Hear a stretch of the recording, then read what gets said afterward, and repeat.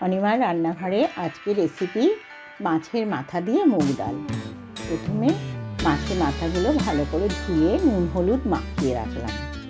তারপরে কড়াইতে অল্প সর্ষের তেল দিয়ে মুগ ডালগুলো লাল লাল করে ভেজে অল্প জল দিয়ে নুন দিয়ে কুকারে সেদ্ধ করে নিলাম।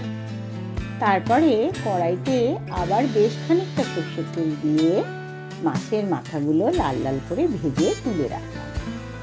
তারপরে কড়াইতে আবার তেল দিয়ে শুকনো লঙ্কা, কাঁচা লঙ্কা, সাদা জিরে, তেজপাতা ফোড়ন দিলাম। দিয়ে কুচনো পেঁয়াজ, কুচনো রসুন, আদা বাটা, জিরে বাটা, হলুদ, নুন দিয়ে মশলাটা ভালো করে কষিয়ে নিলাম।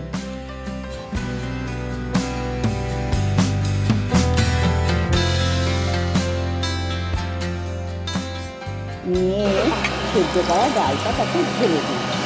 দিয়ে নুন আর হলুদ দিয়ে একটু নাড়াচাড়া করে ভেজে রাখা মাথাটাও দিয়ে দিলাম। মাথা ডাল দুটো ফুটে গেলে তারপরে নামিয়ে দিলাম। এইভাবেই তৈরি হয়ে গেল মাছের মাথা দিয়ে মুগ ডাল।